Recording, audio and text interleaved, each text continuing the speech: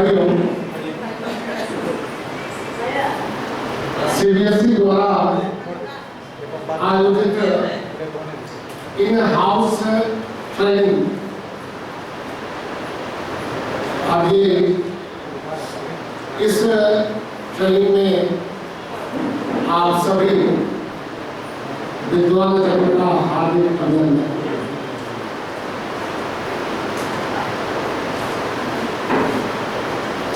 आशीष जी,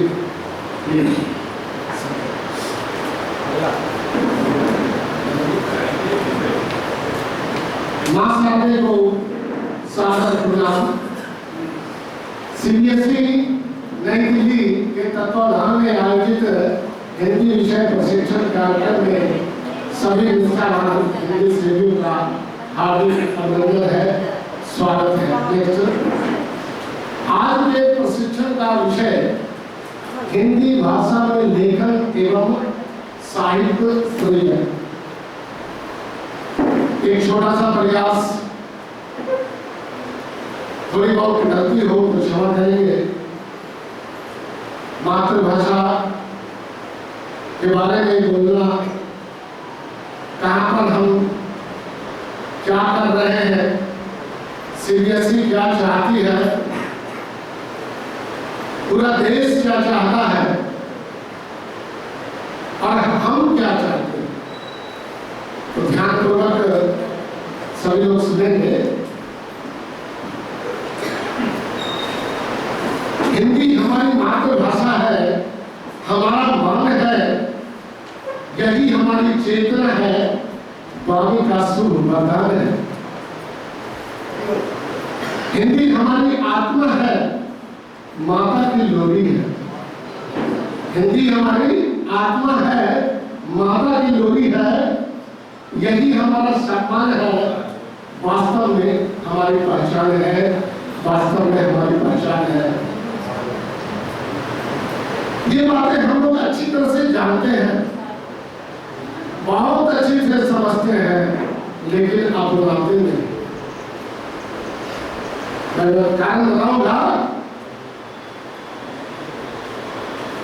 अगर अपनाते हैं तो सिर्फ स्वार्थ बस। परीक्षा का एक विषय है, परीक्षा देना है, बच्चे भी यही करते हैं, या एक विकट समस्या है।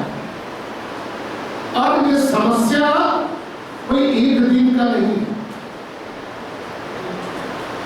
अपने आप को अंतरराष्ट्रीय पैमाने पर रखने के लिए, अंतरराष्ट्रीय व्यापार के लिए, अध्ययन अध्यापन के लिए और फिर हाई टेक्नोलॉजी के लिए हम लोग जानते हैं कि अंग्रेजी का सहारा लेना पड़ा। और ऐसी स्थिति में अर्थशास्त्र भी कहता है कि जब किसी वस्तु की मांग बढ़ती है ना, तो उसका मूल्य बढ़ जाता है। वही हुआ, अंग्रेजी का मूल्य बढ़ गया। बच्चे अधिक से अधिक अंग्रेजी पर ध्यान देने लगे और धीरे धीरे विषय तो लिए, परीक्षा का पैटर्न के अनुसार वो तैयारी भी कर रहे हैं, लेकिन जो अध्ययन होना चाहिए वो कहीं न कहीं चूक हुआ है। और इसलिए सीबीएसई को आवश्यकता पड़ी इस विषय पर प्रशिक्षण कार्यक्रम लेकर। मुझे कहना है एक छोटा सा प्रयास कि हिंदी लेखन और साहित्य सृजन पर दो शब्द। अब देखिए, जब अंग्रेजियत ही चल रहा है, फिर भी हिंदी सेवियों, हिंदी के विद्वानों का अथक प्रयास चलता आ रहा है। क्यों न चले, हमारी मातृभाषा है और राष्ट्र भावना भी तो साथ साथ चलनी चाहिए। सबों के प्रयास से आज भी सबों के हृदय में हिंदी बसता है। सबकी चाहत होती है अच्छा हिंदी बोले, अच्छा लिखे, सबकी चाहत होती है। तो आज के सेशन में, आज के प्रशिक्षण में जो विषय है, उस विषय पर नेक्स्ट भेज दिया जाए बहुत अच्छी कविता के साथ। सोधी सुगंध मीठी सी भाषा, गर्व से कहो हिंदी है मेरी भाषा। सोधी सुगंध मीठी सी भाषा, गर्व से कहो हिंदी है मेरी भाषा। नेक्स्ट, प्यार की वो अभिलाषा, हिंदी है हमारी मातृभाषा। ये हमारी कल्पना है, हमने इधर से विचार लिया है अध्ययन करके, और इस सोच के साथ ये हमारी अभिलाषा है, ये हमारी विषय है, हमारा हृदय है, हमारी आत्मा है। तो अब नेक्स्ट, प्रत्येक व्यक्ति दूसरों पर अपने मन के भावों को प्रकट करने के लिए वाक्य बोलता है। जो व्यक्ति बोलने की कला भली भांति जानता है, उसके वाक्यों का दूसरों पर अधिक प्रभाव पड़ता है। इसके लिए अध्ययन, मनन तथा अभ्यास की आवश्यकता होती है। लिखना बोलने से अधिक महत्वपूर्ण होता है। बहुत सारे व्यक्ति अच्छा बोल तो लेते हैं, लेकिन अच्छा लिख नहीं पाते। कुछ में ये दोनों योग्यताएं होती है। लिखने में विशेष कुशलता हासिल करने के लिए अध्ययन, निरीक्षण, भ्रमण, मनन तथा अभ्यास की महती आवश्यकता होती है। और आज के सेशन का जो विषय है उसके दो पहलू हैं। प्रथम सोपान योग है हिंदी लेखन, और दूसरा साहित्य सृजन। तो सबसे पहले हिंदी लेखन के लिए, हिंदी लेखन के मुख्यतः 12 गुण होते हैं। 12 गुण, इसमें सबसे पहले है शुद्धता। स्वाभाविक है, अगर हम शुद्ध लिखेंगे तभी तो हिंदी अच्छा बोल सकते हैं। सुंदर लेखन के लिए पहली शर्त शुद्धता। हमें न सिर्फ वर्तनी की शुद्धता बल्कि वाक्यों की शुद्धता पर भी ध्यान देना चाहिए। हमें कर्ता, कर्म एवं क्रिया के क्रम पर विशेष ध्यान देना चाहिए। संज्ञा के लिए उपयुक्त विशेषण, क्रिया के लिए उपयुक्त क्रिया विशेषण का प्रयोग करने से वाक्य अच्छा हो जाता है। उचित स्थानों पर मुहावरों और लोकोक्तियों का भी प्रयोग अवश्य करना चाहिए। साथ ही हमें लिंग, वचन, कारक चिन्हों, विराम चिन्हों को ध्यान में रखते हुए लिखना चाहिए। अतः सुंदर वो उत्कृष्ट लेखन के लिए शुद्धता एक अनिवार्य गुण है। दूसरा सुलेख, जो कि आज के सेशन का केंद्र बिंदु है। सुलेख, आपका लेख सुंदर हो, सुस्पष्ट और सुपाठ्य होना चाहिए। सुपाठ्य का अर्थ है कि प्रत्येक अक्षर की संरचना तय है। जिसे हम पुस्तकों में देखते हैं, उसी संरचना के अनुसार हम अक्षरों को लिखें। दो शब्दों के मध्य कितना रिक्त स्थान होना चाहिए, ये भी हमें पता है, ये तय है। तो उसका भी अभ्यास करना चाहिए। और निश्चित तौर पर अक्षर जो उसका वास्तविक स्वरूप है उसके अनुसार लिखें तो हमारा सुलेख बहुत उत्कृष्ट होगा, सुंदर होगा। सुलेख का अभ्यास से बनता है। इसके लिए निम्नलिखित बातों पर ज्यादा ध्यान देना चाहिए। लिखने में अति शीघ्रता हड़बड़ी में लिखना चाहिए, आराम से लिखना चाहिए। धीरे धीरे अभ्यास होने के बाद आप फिर हड़बड़ी में लिखिए। हाथ को ढीला न रखें, कलम अथवा पेंसिल को सही रूप से पकड़ें। सभी अक्षरों के वास्तविक स्वरूप को लिखें।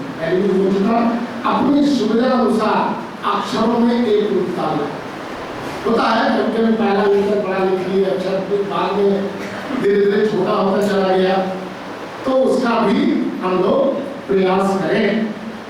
और खुरदरे कागज या स्याही फैलने वाले कागज का प्रयोग हम लोग नहीं करें, तो अभ्यास से हमारा सुलेख अच्छा हो जाएगा। आपका लेखन, नेक्स्ट कीजिए सर, आपका लेखन सुस्पष्ट और सुंदर कैसे होगा, इसके लिए हमारी पूर्व तैयारी याद है जब मैं छोटे स्कूल विद्यालय में था, बहुत मेरी राइटिंग उतनी अच्छी नहीं थी, सुनी बहुत खराब था। मेरे पिताजी की बहुत अच्छी, और उन्होंने जो मुझे अभ्यास कराया वही मैं यहाँ सामने लाया। ये खुद मेरे साथ मेरा अपना व्यक्तिगत अनुभव है, निश्चित तौर पर लाभ मिलेगा और मैं आज भी सीखता हूँ। एक अक्षर विश्वविद्यालय में आने के बाद सीखा, वाह हो ध्यान से मुकेश आचार्य जी का कैसे हो लिखते हैं, वो देखते देखते देखते देखते सीख गया। धन्यवाद मुकेश आचार्य जी। तो एक सामान्य अभ्यास।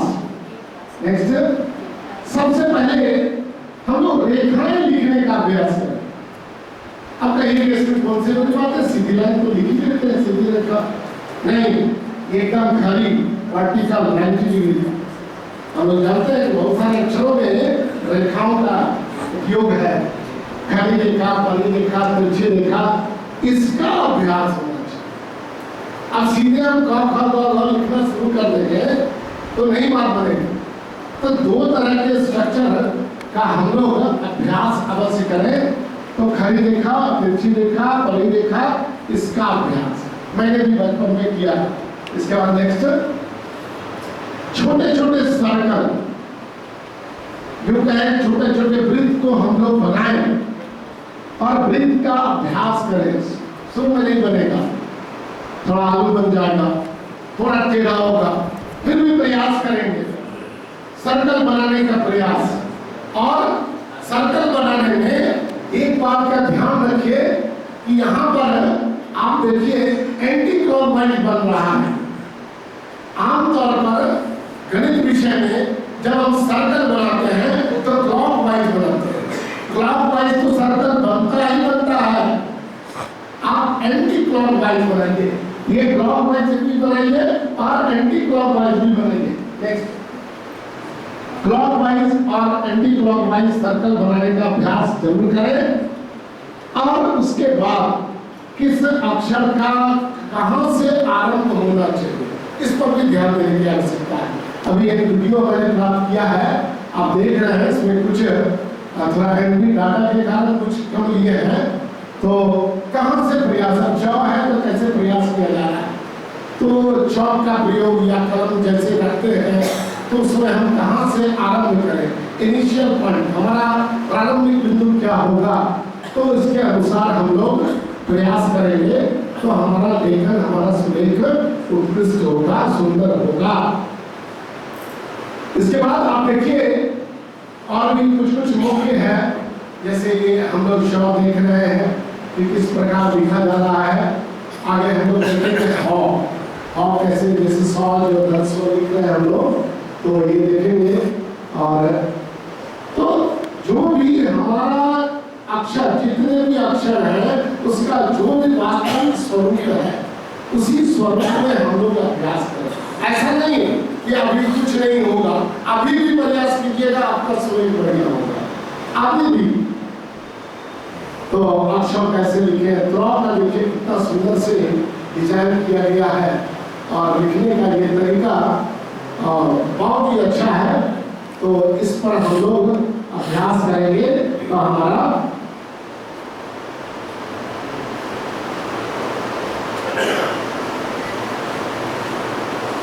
अब हम लोग एक उत्कृष्ट हिंदी लेखन दर्शन कर रहे हैं।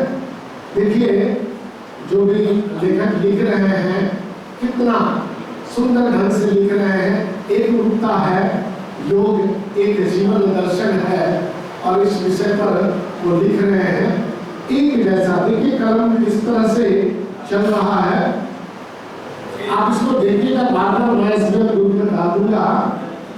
और ये लिखने का कला यही बहुत, देखिए अगर हम अच्छा लिखना सीख जाए ना तो हिंदी के प्रति लगाव और आगाढ़ हो जाएगा और फिर हम स्वयं अध्ययन मनन करना शुरू कर देंगे और निश्चित तौर पर हमारा भी साहित्य सृजन हो जाएगा।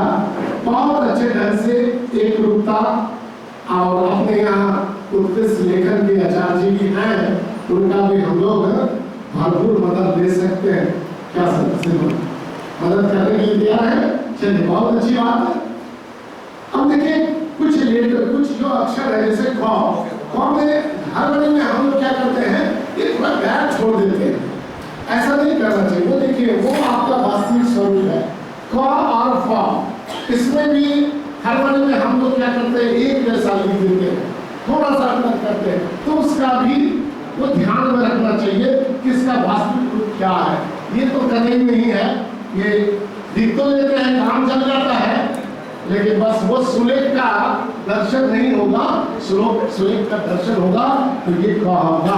आगे बढ़िए सर। इसके बाद देखिए घ और ध, यहाँ पर भी थोड़ा सा अंतर करने का प्रयास है। अक्सर हम लोग, हालांकि ये मान्य भी है, ये भी घ मान्य है, वह भी मान्य है, लेकिन अगर उस साइड वाला लिखे तो गलती होने की संभावना नहीं होगी। अक्सर घर लिखने में गलती हो जाती है, तो वहां पर सुलेख अपने वास्तविक संरचना से दूर हो जाता है। आगे देखेंगे हम लोग श, र और ख। पहले भी होता था ख को र लिख देते थे, तो वो तो स्ट्रक्चर अब धीरे धीरे लोग जान गए हैं कि स और र ये लगभग से बराबर होता है, थोड़ा सा स्ट्रक्चर का अंतर है। ये प्रयास हम लोग करें। कुछ लोग क्या करते हैं, इसको स्ट्रेट लिख के फिर इस तरह से मूव कराते हैं, तो नहीं, यहाँ पर थोड़ा कर्व होगा। तो यही बात यहाँ पर होता है कि लिखने में हम देख के भी लिखने में गलती करते हैं। तो और ख में जिस प्रकार वो आगे चल के वो उसको छूता है, वो उसका व का जो स्ट्रक्चर है उसके नीचे, तो उसका भी हम लोग प्रयास करें। आगे बढ़िए सर। ह में देखिए, आप ध्यान से देखिए, ह लिखने में जो मैंने सीखा अपने श्रीमान मुकेश आजाद जी से कि सबसे पहले एक छोटा ट लिखे, वहां से देखिए स्ट्रक्चर में एक छोटा ट और ट लिख के रुक जाइए और फिर यहाँ से टर्न दे दीजिए। हार्मनी में क्या करते हैं, डायरेक्ट मार देते हैं, और ये जो रिपीट होता है ना, बस वहीं पर मामला करना है। नहीं, वहां पर ठहरा होना चाहिए कि एक छोटा ये ट जो है बच्चा ऐसा ट लिखे, और उसके बाद एक ये जो कर्म है, जो वक्र रेखा है, वो डाल दें तो निश्चित तौर पर हो बनेगा और अच्छा भी लगेगा, लोग आपकी तारीफ करेंगे। आगे हम लोग बढ़े। अब देखिए, अक्षर के साथ साथ मात्रा का भी, उसके भी जो वास्तविक स्वरूप है उस पर भी ध्यान देना चाहिए।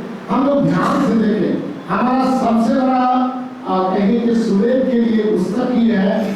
कहीं भी प्रिंट मीडिया कहीं से भी आप देखिए, उसका मोबाइल पर भी है, तो वहाँ हम लोग उसकी नकल करें, और नकल करते करते हमारा लेखन जो है वह उत्कृष्ट होगा।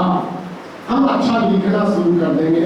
उसके बाद तो आगे की बात है। Next sir.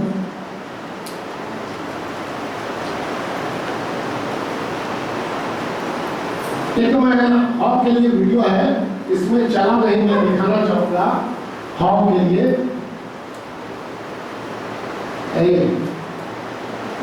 आप लोग वीडियो देखिए,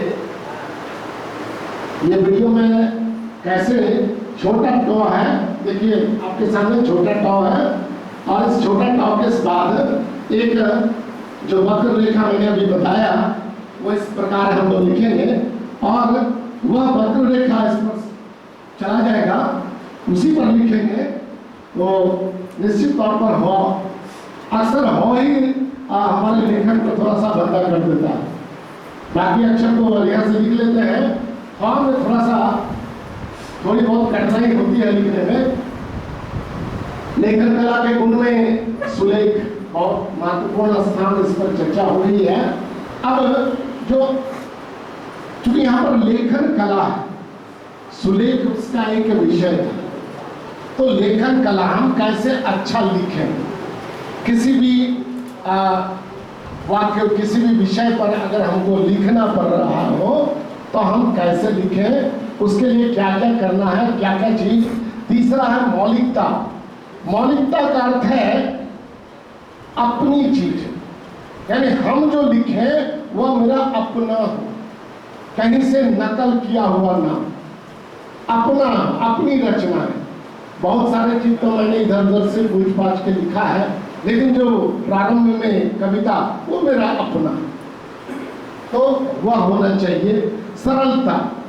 आपका लेखन सरल हो, भाषा कठिन नहीं हो। कठिन होने से या थोड़ा शैली में बोझिल होने से भाव की स्पष्टता जो है वह न्यून हो जाती है और फिर वह बोझिल होने लगता है। मधुरता, मधुरता आपका लेखन में मधुरता तो होनी चाहिए और मधुरता होने से पाठकों को वो सहज आकर्षित कर लेती है। तो आपका लेखन मधुर होना चाहिए। रोचकता स्वाभाविक है, जहाँ पर सरलता मधुरता हो तो रोचकता भी होनी चाहिए। भाषा में रोचकता होगी तो वह भी अपना निश्चित एक अच्छा प्रभाव छोड़ेगी। लाघव, लाघव का अर्थ है छोटा। कहते हैं कि drafting must be short but perfect. कोई भी ड्राफ्टिंग होता है ना, वो छोटा लिखना चाहिए लेकिन परफेक्ट लिखना चाहिए। यहाँ भी वही बात आ रही है कि हम जो बात लिखना चाह रहे हो वह थोड़ा संक्षिप्त रूप में लिखें ताकि पाठक सुविधा से पढ़ ले। हम लिख रहे हैं किसके लिए? पाठक के लिए, पर पाठक पढ़े ही नहीं। अब बड़ा से बड़ा लिख दिए पूरा तो वो पढ़ेंगे ही नहीं, तो फिर वह बेकार चला जाएगा। तो लाघव भी एक इसका गुण है, महत्वपूर्ण गुण है।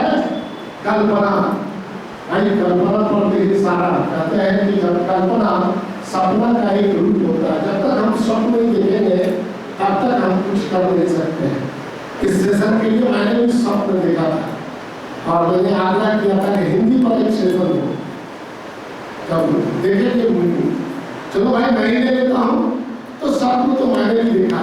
तो स्वप्न यानी कल्पना, हम अपनी कल्पना, अपने विचारों को, जो भी हमारे अच्छे और आदर्श विचार आ रहे हैं उसको हम लिपिबद्ध करें और तब लेखन हमारा अच्छा होगा।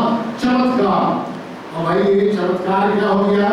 तो भाई अलंकार, मुहावरा, ये इस तरह से अगर हम उसमें लेखन में डालते हैं तो हमारी जो भाषा है वह चमत्कार पूर्ण बनती है। व्यंग अथवा व्यंजना शक्ति, थोड़ा बहुत व्यंग भी डालना होता है।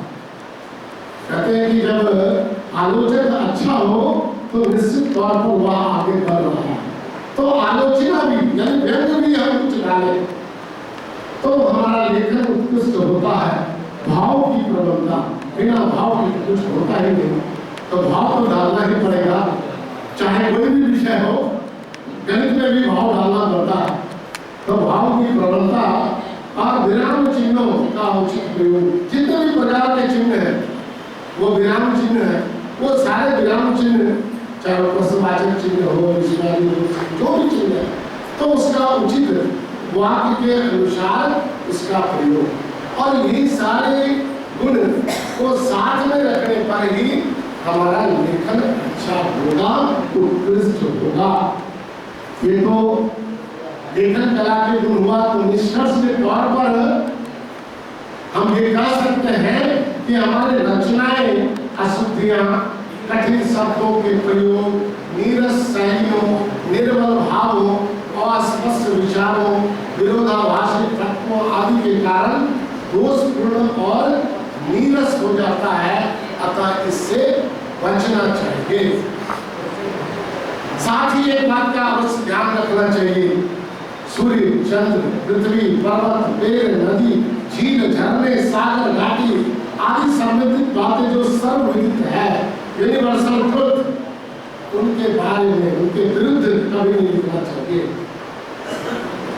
उत्तम लेखक बनने के लिए पहले भी कहा था, अध्ययन, भ्रमण, मनन, कल्पना, निरंतर अभ्यास की नितांत आवश्यकता होती है। और ये सारे करने से हमारा लेखन जो हिंदी भाषा में लिखते हैं, चाहे वो एक आवेदन ही क्यों न लिख रहे हो या कोई भी सूचना ही लिख रहे हो, तो ये हर वक्त इसका पालन करेंगे और धीरे धीरे अभ्यास से हम लोगों का लेखन अच्छा होगा। तो निश्चित तौर पर हमारे भैया बहनों का भी लेखन अच्छा होगा। ऐसा नहीं कि सिर्फ हिंदी वालों का ही क्रम है कि भाई सुलेख कराओ, तो ये सुलेख हो या जो के जो भी गुण हैं वो बच्चों का अभ्यास है। तो अब इसके दूसरे जो पहलू है आज के सेशन का, साहित्य सृजन। बहुत बड़ा बहुत विशाल विषय, फिर भी एक प्रयास साहित्य सृजन।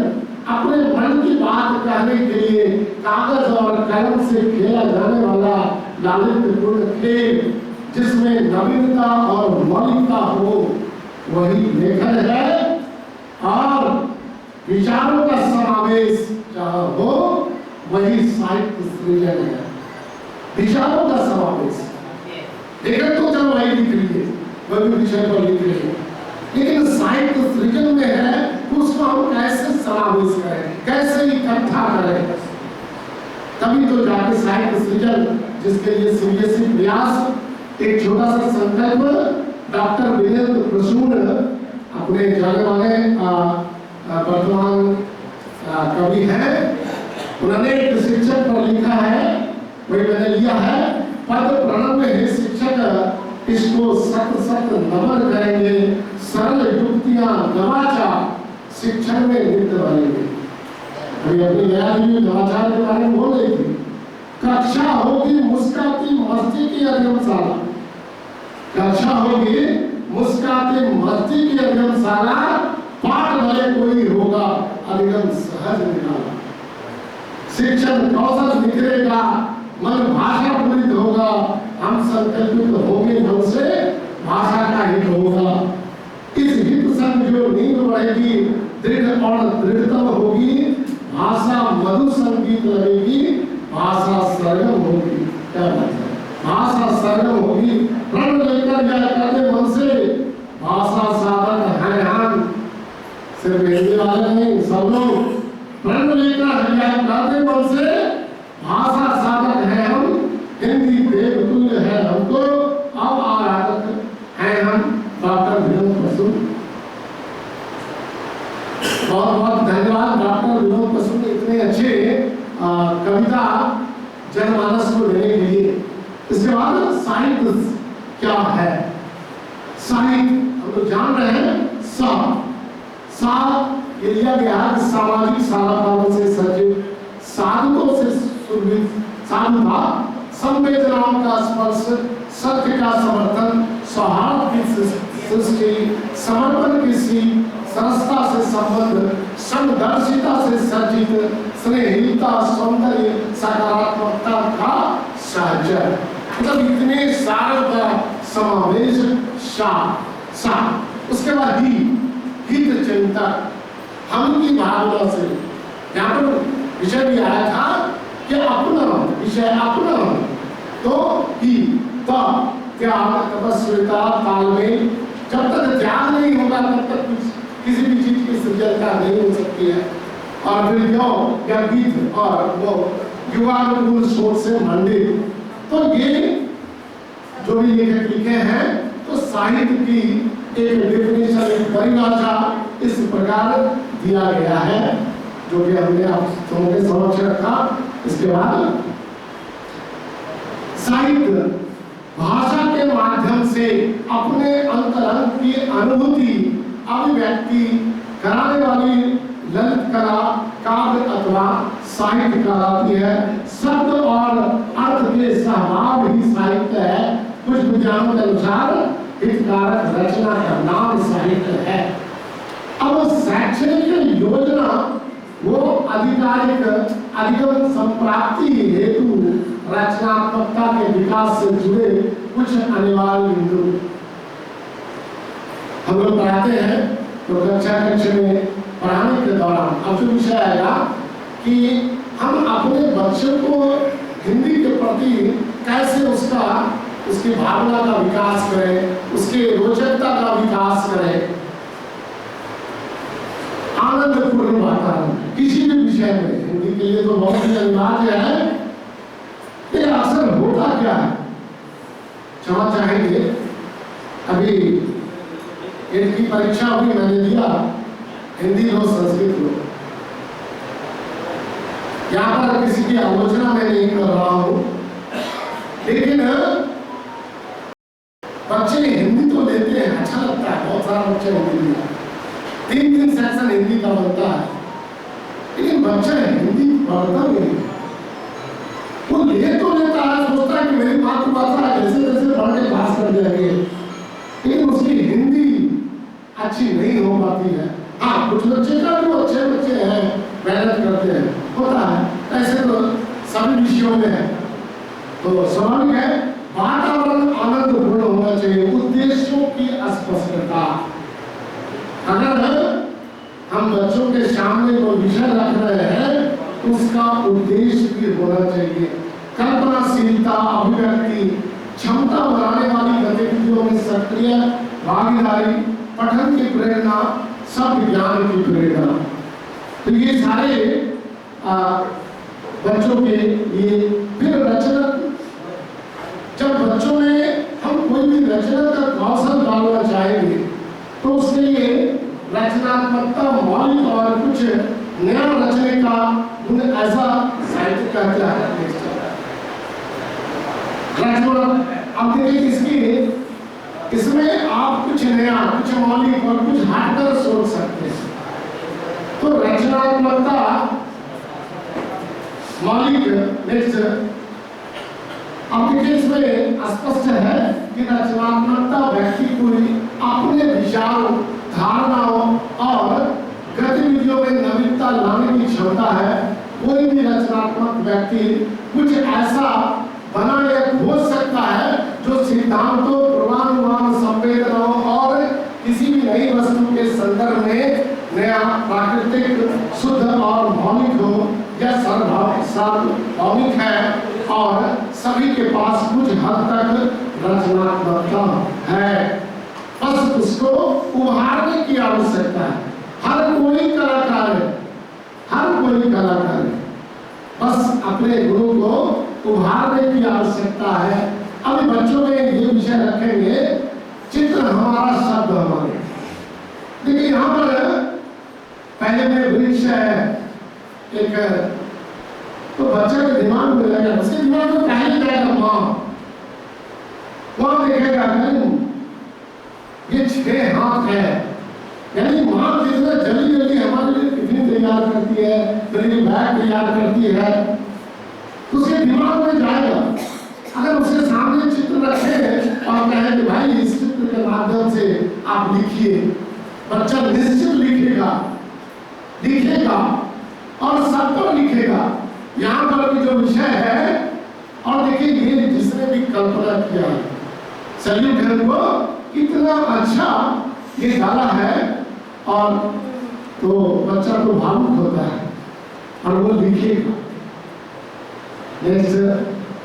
चित्र कहानी, छोटे छोटे कार्टून की कहानी जो है बच्चे को लगा होता है। अब ये एक पैर से विकलांग बच्चा आगे जा रहा है, ये भी कुछ सोच रहा है, ये भी कुछ कह रहा है। क्या कह रहा है? बच्चे के सामने विषय रखेंगे, निश्चित तौर पर लिखेगा। वहां एक हाथी और चूहा में क्या वार्तालाप हो रही है तो रखेगा। उसमें बच्चों में रचना करने का गुण आएगा। ये विषय रखना चाहिए। चित्र कहानी, बच्चों से पूछो ये क्या कर रहा है, या इस पर कहानी लिखिए। हो सकता है जाना पहचाना कहानी। देखिए एक समय था, दादी नानी कहानी सुनाती थी, लोरी सुनाती थी, अब तो वो समाप्त हो गया, वो फिर आने वाला नहीं है। हम शिक्षक का ये दायित्व है कि वह काम को पूरा करें, वहीं से उसमें रचना करने का विकास होता था, और ये काम समाप्त हो गया। तो इस तरह से हम बच्चों में रचना करने का विकास कर सकते हैं। नेक्स्ट, रामायण की चौपाई। मुझे भी पूरी चौपाई याद है, सच कहता हूँ याद नहीं है। आज बच्चे को बुला के पूछिए कि भाई रामायण की चौपाई कुछ श्लोक बताइए, कुछ वंदना पुस्तक में एक दो तो सुना देंगे, लेकिन आज के शिक्षक हमारे मुकेश आचार्य जी ने पूरा सुंदर कहानी है।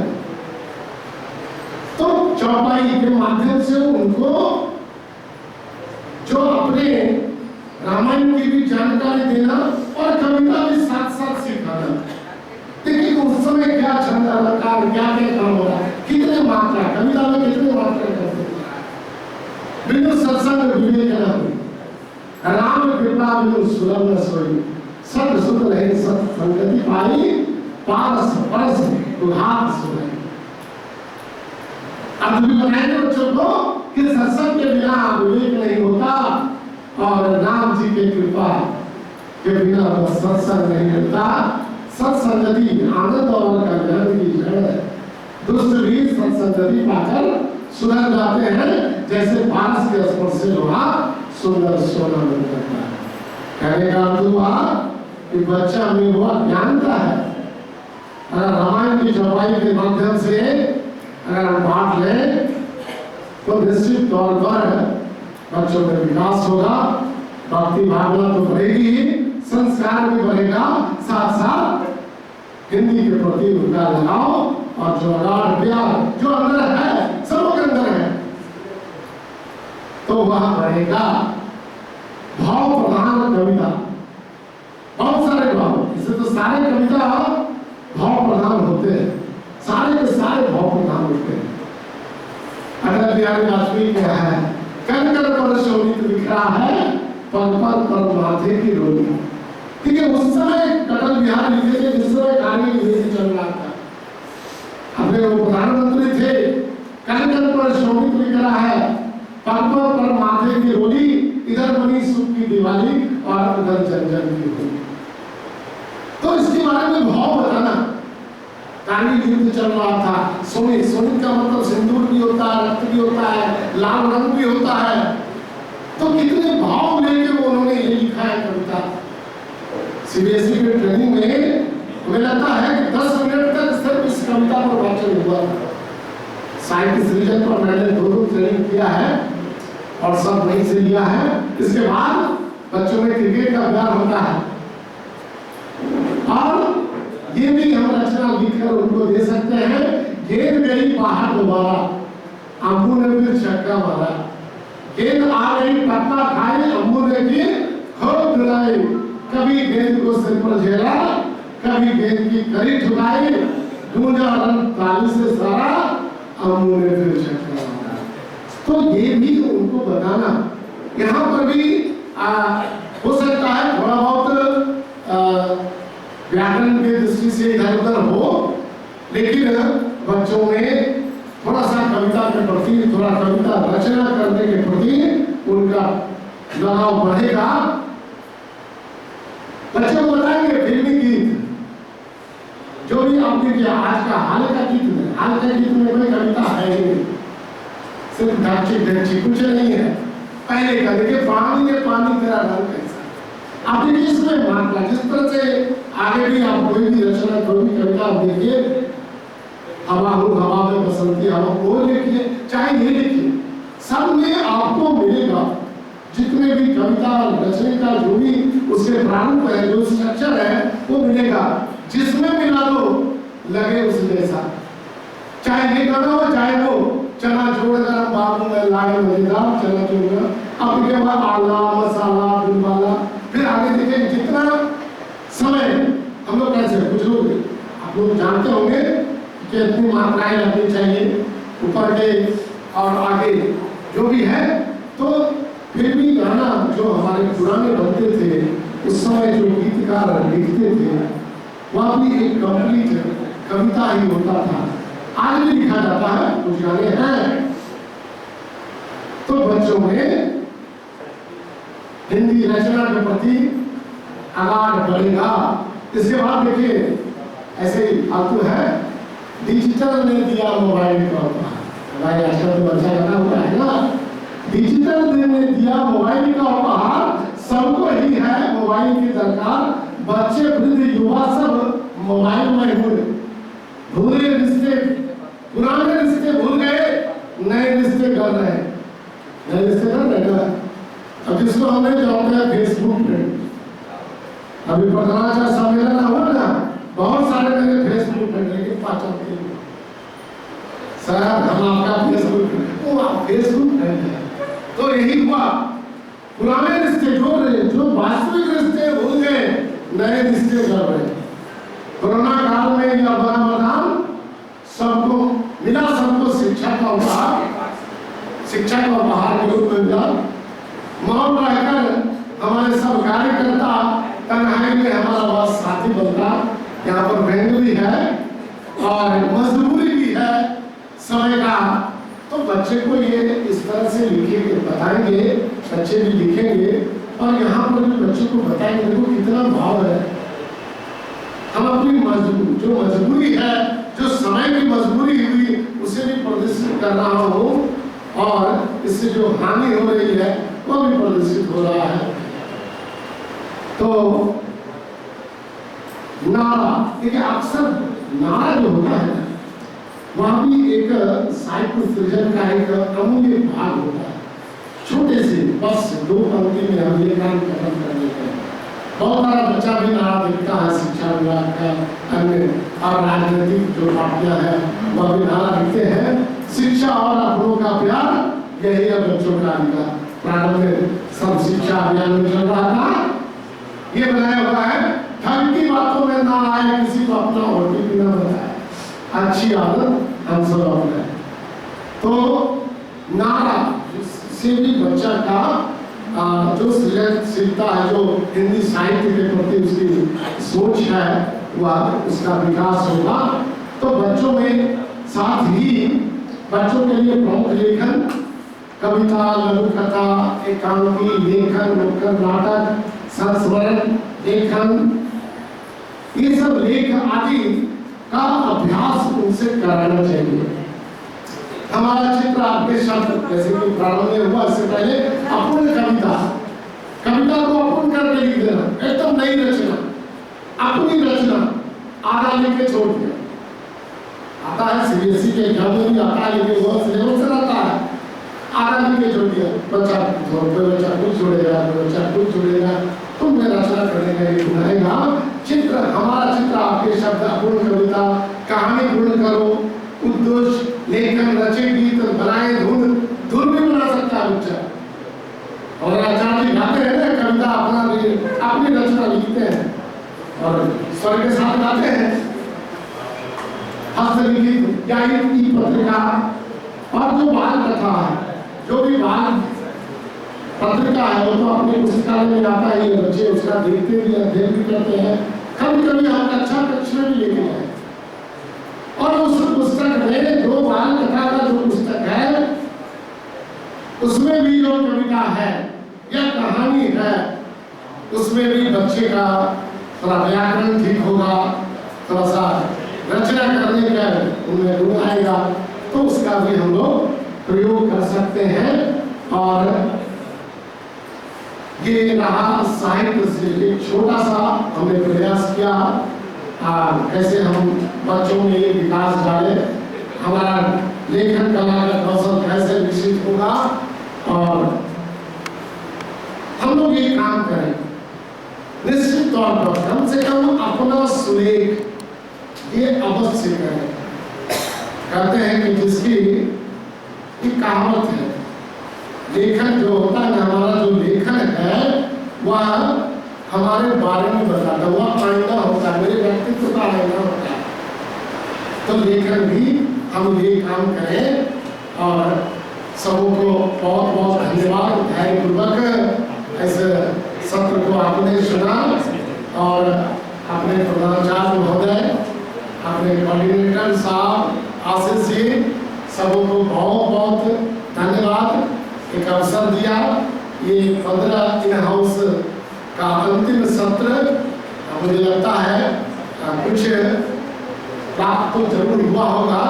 हम लोग प्रयास करें, प्रण लें कि आज के बाद हम लोग अपना कम से कम ये न्यूनतम है तो सुलेख को ठीक है। बहुत बहुत धन्यवाद।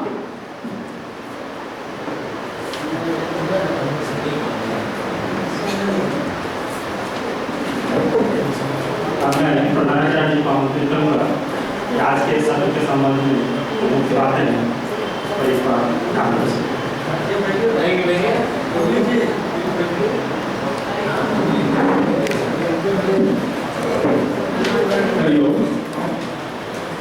ग्रीन हाउस ट्रेनिंग के अंतर्गत आज दो सत्र संपादित हुए। पहले सेशन में सामाजिक विज्ञान विषय, इसकी विधि और विधि के अंतर्गत जितने भी कुछ तरीके बताए गए हैं कि सामाजिक विज्ञान जो है ये सब्जेक्ट जो है जीवन के साथ किस तरह से जुड़ता है और जीवन को आगे बढ़ाने में कितना सहायक है। तो रिसोर्स पर्सन के रूप में हमारी दीदी श्रीमती लया सिन्हा जी के द्वारा जो प्रस्तुति हुई वास्तव में काफी सराहनीय प्रयास रहा और आपने जो है संपूर्ण तैयारी के साथ जो है अपना प्रेजेंटेशन जो है बेस्ट देने का प्रयास किया। हम सभी की तरफ से आपको आपके प्रति बहुत आभार प्रकट करते हैं कि कम समय में आपने सामाजिक विज्ञान को एक डाटा विषय बढ़ाने का काम आपने किया है।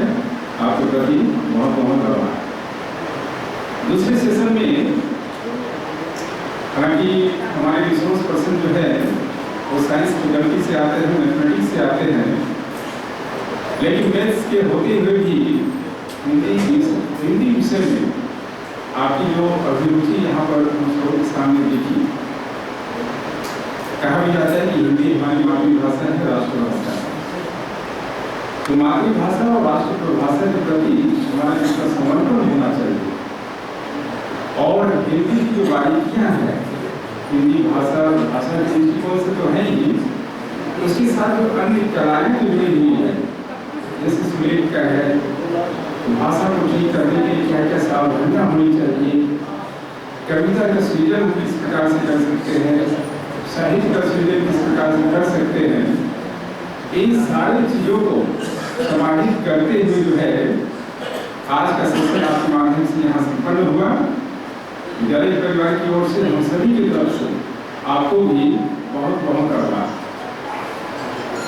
इन हाउस ट्रेनिंग जो कि हम सभी के माध्यम से आज संपन्न हुआ है और हम लोगों ने 14 घंटा तक ये इन हाउस ट्रेनिंग अपने रिसोर्स पर्सन, कहीं बाहर के रिसोर्स पर्सन नहीं, हमने जो सीखा, हमने जो मटेरियल का कलेक्शन किया और हमने जो प्रयास किया, तो जितने भी रिसोर्स पर्सन प्रथम क्लास से लेकर के आज के जो है 40 पीरियड तक आपकी जो प्रस्तुति रही वास्तव में कहीं ना कहीं हम लोगों को एक प्रेरणा मिली। आप रिसोर्स पर्सन के साथ साथ जो है सोर्स ऑफ इंस्पिरेशन भी रहे हैं हम सभी को। और जो हमारा कमिंग सेशन है तो कमिंग सेशन में from beginning of the session से ही हम भी एक रिसोर्स पर्सन के रूप में अपने आप को विकसित करें। ये अनिवार्य सीबीएसई की तरफ से भी है और अपने आप को अपग्रेड करने का भी जो है एक अच्छा प्लेटफॉर्म है। एक योजना बनेगी और शुरू से ही अप्रैल से सेशन स्टार्ट होगा और अप्रैल से ही इसको लगता है कि प्रत्येक माह कम से कम 2 क्लास के लिए हम सभी तैयार रहेंगे ताकि अंत में जाकर के बहुत ज़्यादा ओवरलोड नहीं होगा। तो इसी तरह हम सभी भी अपने किसी किसी को सेलेक्ट करें और इसमें परेशानियाँ जहाँ जहाँ आती है उस लोगों से बातचीत होती है तो कहते हैं कि IT का मुझे अपना आइडिया नहीं है, हम किस तरह से जो है PPT तैयार करें, डॉक्यूमेंट्स कैसे लाएँ। तो कहा जाता है कि जब मन आप बना लेंगे ना तो हर चीज़ संभव है। एक बार अपने आप को, अपनी इच्छा शक्ति को तैयार करें और इच्छा शक्ति जब जिस दिन बन जाएगी आप उस दिन जो है अपने आप को बेस्ट जो है प्रेजेंटेशन देने के लिए आ रहे हैं। तो आज का सत्र जो है यहाँ संपन्न होता है। आप सभी को बहुत बहुत धन्यवाद। और इसके बाद जो है 2 सूचनाएं हैं।